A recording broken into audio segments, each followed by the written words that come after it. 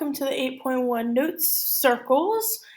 We are starting a unit on something called conic sections, which are going to make lots of kind of funky shapes. The other three conic sections besides circles are going to be ellipse, which look kind of like this, hyperbolas, which look kind of like this, and parabolas, which look kind of like this. And I am drawing those all at kind of a little bit of an angle. Circles and ellipse are closed off shapes like this. Hyperbolas and parabolas are more like curves or lines. So for a circle, what we're basically going to do is look at this one right here and say, what are the things that we know about this circle? It is round, yes. It has a center, yes. That center happens to be right smack dab in the middle of the graph. We would call that the point 0, 0. Circles have a diameter, which would be from here to here. We could easily count that out. It goes over 10, or a radius of 5.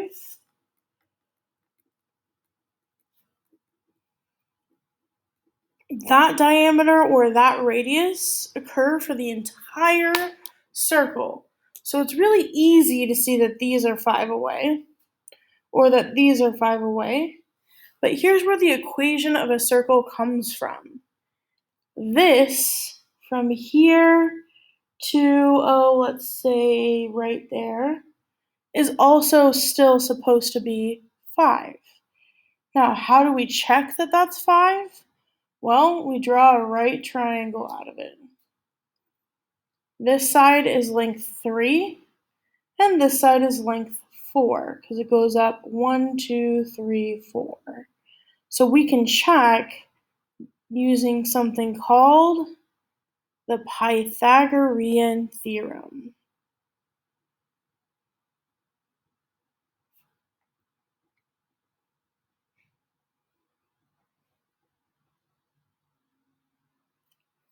Three squared plus 4 squared equals 5 squared.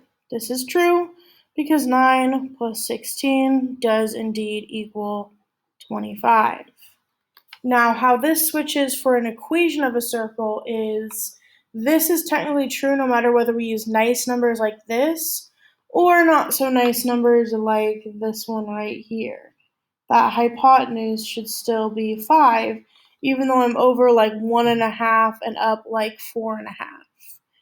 What happens is this part of the triangle is the x part. So where the 3 was, we're just going to turn that back into x squared. Plus the y part is the 4, so y squared. And instead of saying hypotenuse squared, we're just going to call that the radius squared. So the hypotenuse of all these little triangles I've drawn is the distance from the center to the side. That's the radius of a circle. So this is sort of like our base equation for a circle, and it's essentially just Pythagorean theorem. Now the only thing we're going to change down here as we write it down is we're going to add some parentheses around x and y in case our center isn't 0, 0. So the center in this case is HK. So if we wanted to move this and sort of center it somewhere else instead, we would put those numbers in parentheses. But the gist of this equation is still x squared plus y squared equals r squared. That's really what it comes down to. They're pretty easy to work with. As you're writing your center, though, be careful. Notice how this is minus h and minus k, but then they go back to normal for the center. That means it's always going to be the opposite of what you see in the parentheses. So this should actually be negative 3, because we would have had to be subtracting negative 3 in order for that to turn into plus 3. And then 4 is the number being subtracted here. The radius, well, this is the radius squared. That's r squared. So really we should do the square root of 25 to find the radius, which is 5. And then we're going to go to our center on the graph, negative 3, 4. Left 3, up 4. Remember that in a point, x always goes before y. And then our radius is 5, so guess what? You're going to go up 5, down 5, left 5, right 5. All 5. 1, 2, 3, 4, 5. 1, 2, 3, 4, 5. 1, 2, 3, 4, 5. 1, 2, 3, 4, 5. And that's your circle. And I know it's not going to be perfect to draw a circle through those 4 points. That's actually a pretty good one for me. Sometimes they look like end up looking like diamonds because you're trying to draw it through those 4 points. Okay? All right, now let's do one more for practice, and then I'll show you what to do if you want to write the equation but you don't have the graph. So this has a 2 in front and this has a 2 in front. That's not okay, y'all. You got to divide by that 2 first, because nowhere in the equation does it say that a number can be in front of x and y. And when you divide by that 2, it gets rid of the ones out front. Boom, boom. And then 18 divided by 2 is 9. So now my center is still 2, 7, though I could have found that from the beginning. A 2 is being subtracted here, a 7 is being subtracted here, and the radius is always the square root of this number, which is 3. So we're going to go right 2 up 7, because remember x always goes first. I'm going to go to where x is 2, and then scroll on up to where y is 7. And then I need to go 3 in every direction. 3, 3, 3, 3. And draw my circle. Usually people find it a little bit easier to draw the circles when they're a little bit smaller like that. And that is how you graph the equation of a circle. Now let's talk about how you could write an equation for a circle. And before I get into the actual examples, basically you need 2 things. You need the center and you need the radius, because those are pretty much the essentials for the equation.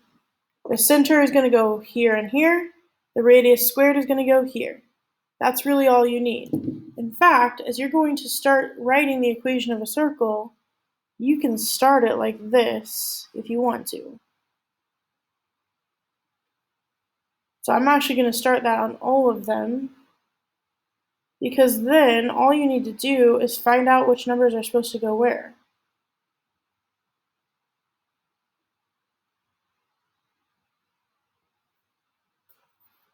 And I'm going to write this on the first one, but not the other 2. Basically, your center fills in these 2 blanks, and r squared goes there. That's all you need to find out, guys. It's basically the opposite of what we just did. So for this one, it has a radius of 7. 7 squared is 49.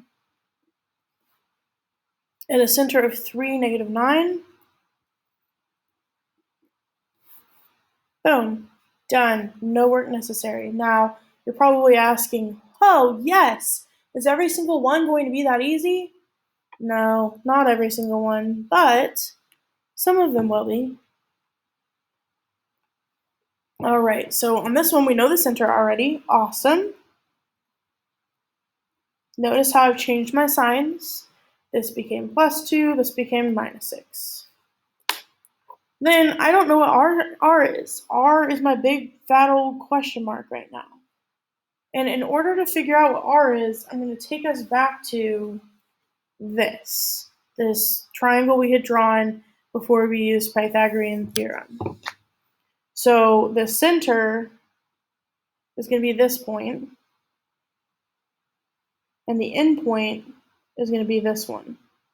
Now, we are assuming that these points are not side to side. Perfect. They could be, but probably not. So we're going to draw a triangle out of this. And what we're going to do is find the change in x and the change in y, so that we can find out what r equals. So as you're trying to find the change in x, you basically want to figure out how far apart -2 and -4 are. Well, -2 and -4 are 2 away from each other. It doesn't matter if it's 2 up or 2 down, it just matters that it's 2. And for the y values, 6 to 12, that's a distance of 6. So you're really just mentally counting in your head the difference between the 2 points. And then I'm going to come over here for a second and say, oh, 2 squared plus 6 squared equals r squared. That's Pythagorean Theorem. This squared plus this squared equals this squared. But right now, since we don't know what this is, it's just r. Well, 2 squared is 4, 6 squared is 36. So basically, r squared equals 40. Now, you might be thinking to yourself, but the square root of 40 isn't a very nice number. That's fine, because guess what? We don't want to know what r is. We want r squared.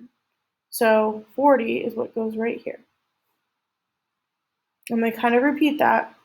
If you have the center and an endpoint, you need to find out by how far away the x's are and then how far away the y's are.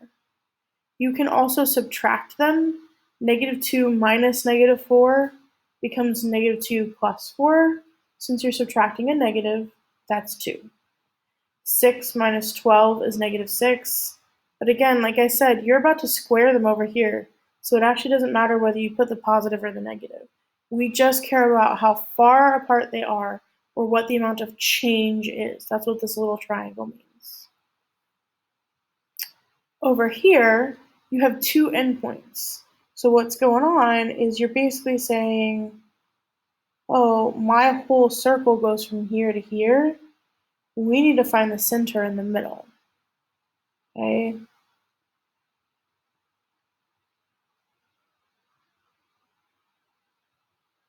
Because it doesn't tell us what the center is. And it's actually pretty easy. All you do is find out what's halfway between -1 and 5. And if you're not sure, then you're going to do what's called averaging them together. You're going to add them and divide by 2. -1 plus 5 is 4, divided by 2 is 2. Then you do the same thing with the y values, except for halfway between 8 and 6, y'all should know that one. It's 7. But if you wanted to use the rule for it, you're adding them together and dividing by 2. That's how you find the midpoint. That's a good old geometry skill.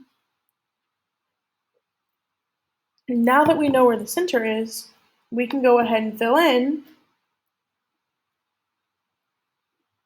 like that. Okay, so that's our point in the middle. And what we need to do is decide from here to here or from here to here. It doesn't really matter which one you pick. We need to do this thing. So we need our change in x and our change in y. I always go back to this point because it's just easier. You could use this one too, and I'll show you why. So -1 and 2 are 3 units apart. 8 and 7 are only 1 unit apart. If I had picked the other point, 2 and 5 are 3 units apart. 7 and 6 are 1 unit apart. So then I have 3 squared plus 1 squared equals r squared, which really is 9 plus 1 equals r squared. So that means r squared is 10.